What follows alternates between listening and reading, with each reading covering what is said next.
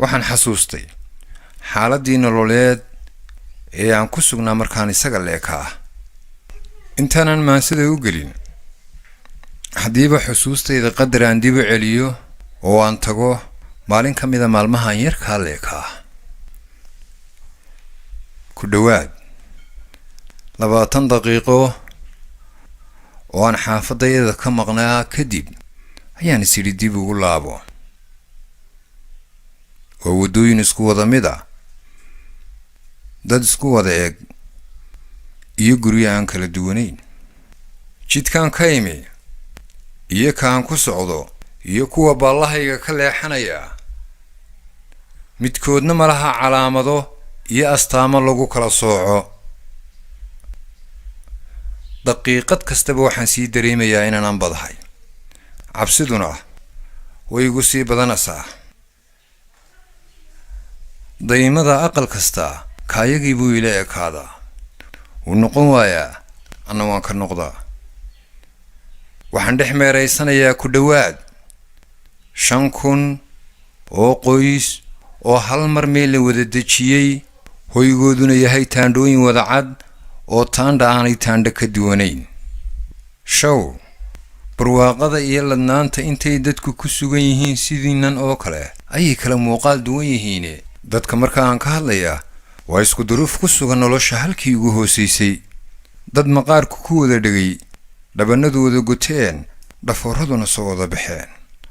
oo kii ku dhaafay ku hor socda hugooda iyo hargahooda aanad kala garanayn codkun baase lagu kala aqoonsan karaayay wana kaan miciinsaday anigoo ku dhawaaqaya hooyooy hooyooy hooyooy intee buu saqayla wadi karaa ilmo yar oo daalan oo haraadan oo gaajoonaya oo ambadihi si kasta way dadku u diifaysan yihiin naxariistu kama dhamaatee kulba qof baa igu soo baydha halkee buusay geyn qofaan hebelnimo ina hebelnimo iyo jaarnimo midnaba aan ii garanayn in badan oo iyaga ka mid ahi waxaabay isku dayeen inay guryahooga geeyaan balse aan ku xasilayn joogitaanka hooy aan hooyaday joogin baadigoobkii taandhadayadii iyo aqalkaygii ku aadanaa baan iska sii watay sidaalay carruurnimadaasi nugay lehe tamarteedii waxay ku soo ururtay oohin waxaan si farxad iskala garan waayay goor maqrib ku siman markii aan maqlay codka dhawaaqa hooyaday oo leh war xasanow igu dhagtay durbadiiba gacantay qabatay oo xaafadayeedii i geysay hooyo waa hooyinoo inaan haraadanahay ogeyde biyaygu qabatay halkaasina waa halkaan ku garaadaystay dugsigana ka bilaabay waana xeradii qaxootigii la odhan jiray dulcad dadku xilligaa waxay ahaayeen isku duruuf aan kala lahayn taajir iyo faqiir oo dhammaantood kuyuu boorasho gala weelka ay wax ku cunaan wuxuu ahaa caag waxa ay cunaanna waxay ahaayeen qabadi iyo garaax saliid leh taasi oo bishiiba hal mar ay safaf dhaadheer u geli jireen maalmaha qaadashada raashinka ay u xaadirayaanna ciid ugamay duwanayn waqtigaa adag laga soo gudub la soo dhaafiyo waa nabad dalkii dib loogu soo guriye noqoy iskuuladii dib loo bilow haddana markii iskuullada dib loo bilaabay ma jirin balcaddan ay xidhan tihiin basaskan aad ku rawaxasaan iyo telefoonnadan casrigii aad sidataan waxaan qabaa jiilkii aan ka midka ahaa inaad ka nolol wanaagsan tihiin ood ka nasiib badan tihiin ood ka mustaqbal fiican tihiin waxaan sheekadaasi xasuusteeda idinku soo qaaday inaan xasuusiyo halka laga yimay quruxdan shacnigan sharaftan wajiyadiinna ka muuqday ilaahay ka sakow waxaa suuro geliyey dadkiinna ka mid ah idinkana waxaa laydinka doonayaa inaad jiilasha idinka dambeeya aw horseedaan nololtiinna ka dooroon waana mas-uuliyad idin saaran oo idin sugaysa waxaan idinku baraarujinayaa inaad wakhtiga qiimihiisa garataan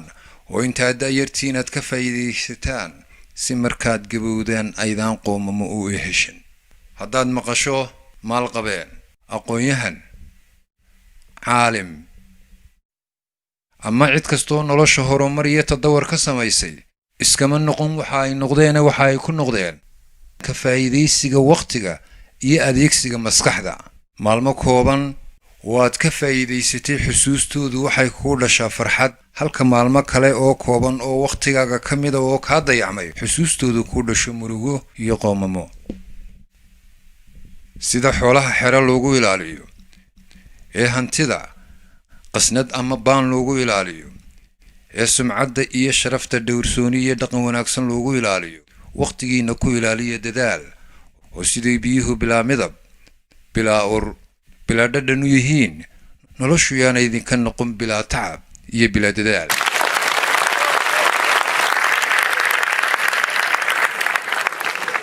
dadkuna laba nooc ayuunbay u qaybsamaan qof rajo iyo damac leh iyo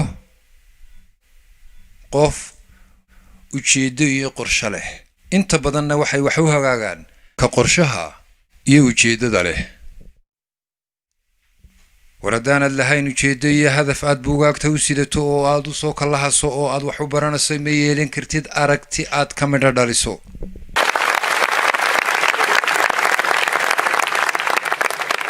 wax kastoo bataana way jabaan oo way raqiisaan marka laga yimaado akhlaaqda iyo camalka wanaagsan haddaad suuqa baabuur liina maanta soo geliso ood haddana berri soo geliso oo sahan dambe soo geliso ay liintii suuqa qabsato haddii 500 shilin la siinayay badashadeeda kadib waxaa laga yaabaa in 100 shilin la siiyo wax kastaana sidaasay u jabaan marka laga reebo dhaqanka wanaagsan iyo acmaasha suuban khayrka ugu weyn ee qofku naftiisa u sameeyaana waa inuu akhlaaq yeesho qof aan aqoon lahayn oo aamusan wuxuu ka fiican yahay qof aqoon leh oo aan akhlaaq lahayn sida geedka hadhka fiican leh dadku u jecel yihiin inay hoos fadhiistaan ayay qofka wanaagsanna u jecel yihiin inay la rafiiqaan afka wanaagsanna waxa ka fiican dhaqanka wanaagsan in dadku runta sheegisteeda kugu nacaana waxa ka xun in beenta sheegisteeda ay kugu jeclaadaan siday cagtaadu dhulka meesha boodhka leh raad ugaga tegayso ayuu dhawaqa iyo codka afkaaga ka soo baxaya dhagaha dadka saameyn ugu yeelanaya markaa ha isku dayin inaad codkaaga kor u qaado oo aad qayliso waxaad se isku daydaa inaad habfikirkaaga kor u qaado markastood habfikirkaaga kor u qaadana waxa isbedelaya habdhaqankaaga markastoo habdhaqankaagu isbedelana waxa isbedelaya habnololeedkaaga dadkuna intay aqliga ka fikiraan waxa ka badan intay indhaha ka fikiraan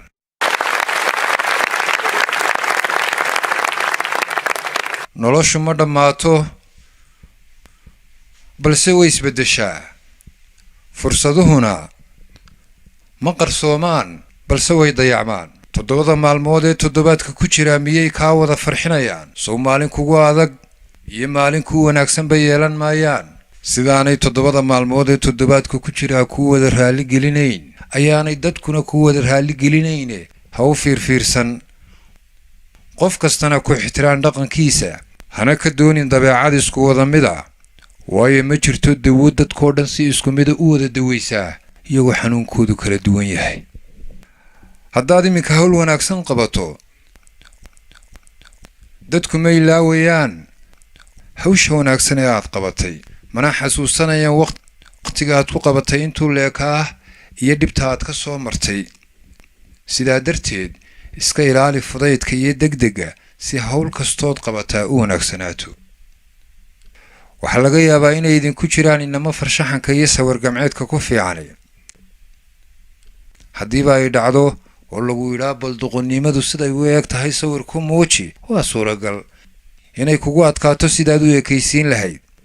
laakiin doqonnimadii iyadoo da'yar oo aan daalayn oo aan nasanayn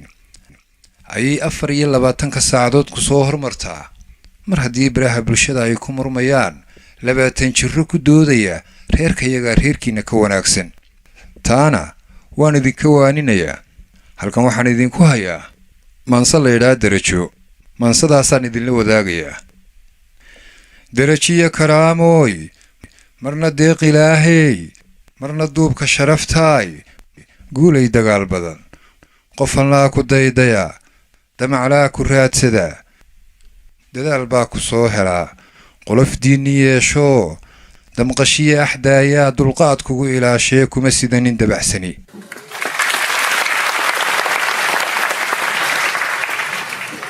libta laysu dacaree mana weydi diburide markaad ku durugtaba dabraha himiladaade noqo ruux dalluuntiiyo hadba dabinka hoos yaal dusha sare ka garan karaa qasab maaha inaad guulaysataa waxaase qasaba inaad isku daydo inaad guulaysato guushana waxaa shardi u ah caqabadaha iyo dhibaatooyinka